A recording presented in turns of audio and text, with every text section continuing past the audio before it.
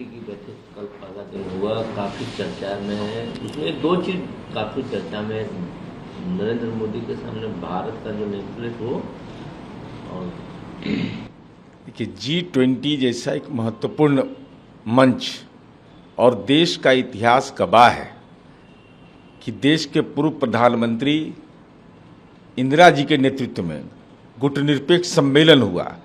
इसमें 116 देश और 22 अंतर्राष्ट्रीय संगठनों ने भाग लिया था, और G20 में तो मात्र 17 देश और एक यूरोपीय संगठन ने भाग लिया।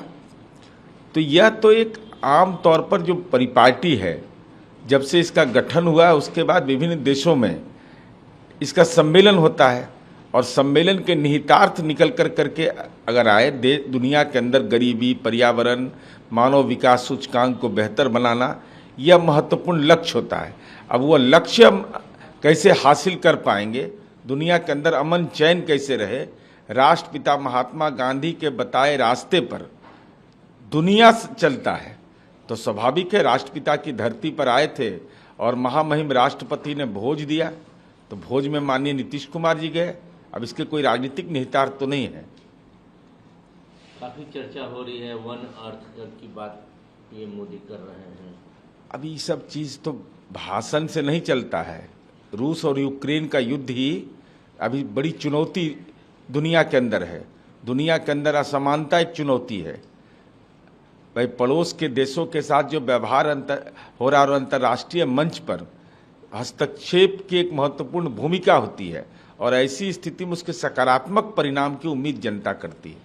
चंद्रबाबू नायडू की जिस तरह से गिरफ्तारी हुई है, काफ़ी हंगामा हो रहा है। जो उनके विरोधी हैं वो बोल रहे हैं कि तो किंग पिन रहे हैं, वाई general secretary YSR Congress party को जो किंग पिन रहे हैं स्कैम के। देखिए ये एक जैसा मीडिया में खबर आया कि पुराने मामले में कोई गिरफ्तारी हुई है, अभी तो कानूनी प्रक्रिया का एक हिस्सा है। क्या अद्यतन मामला है, इस मामले में किस रूप से अभियुक्त बनाया गया है, इसके तो विभिन्न मानक जो होंगे, ये तो अद्यतन तेलुगु देशम पार्टी ही बता पाएगी। राजस्थान का एक मामला है, एक दलित बच्चे को टीचर ने इसलिए पीट दिया कि वो स्टाफ के लिए रखा हुआ पानी को उसने पी लिया। ये दुखद है, ये सामाजिक जकड़न है।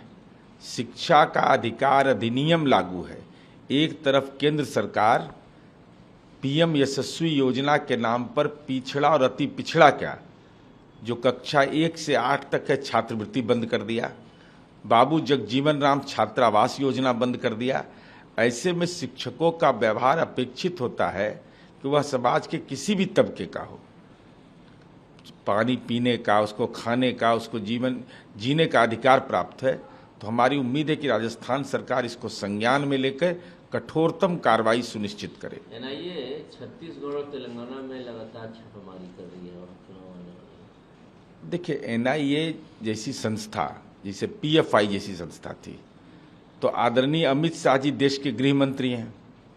कर्नाटक में भाजपा की सरकार थी, 2020 में विस्फोट में उसका नाम आया, कोई प्रतिबंध नहीं लगाया। हजरत निजामुद्दीन में उसका कार्यालय खुला रहा, कोई भी प्रतिबंध नहीं लगाया इन्होंने। नाक के नीचे कार्यालय खुला हुआ था। और जब बिहार के फुलवारी शरीफ में यह घटना हुई, तो मुझे जहाँ तक स्मरण है कि 1 सप्ताह के बाद NIA जांच उसको टेकअप किया।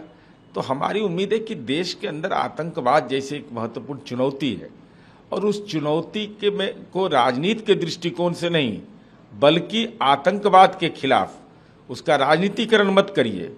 जैसे पटना में आतंकी घटना 2013 में हुआ, और आदरणीय नरेंद्र मोदी जी ने आंख से आंसू बहाया, कहा कि हम आपको नौकरी देंगे। इनके कार्यकर्ता थे, 6 परिवार ऐसा था, आज तक दर्शन नहीं दिए। नौकरी देने की बात तो दूर, नौकरी तो नहीं मिला, नियुक्ति पत्र नहीं मिला। तो भाई आप ऐसा आतंकवाद पर कम से कम राजनीतिक एजेंडा भारतीय जनता पार्टी तय नहीं करे।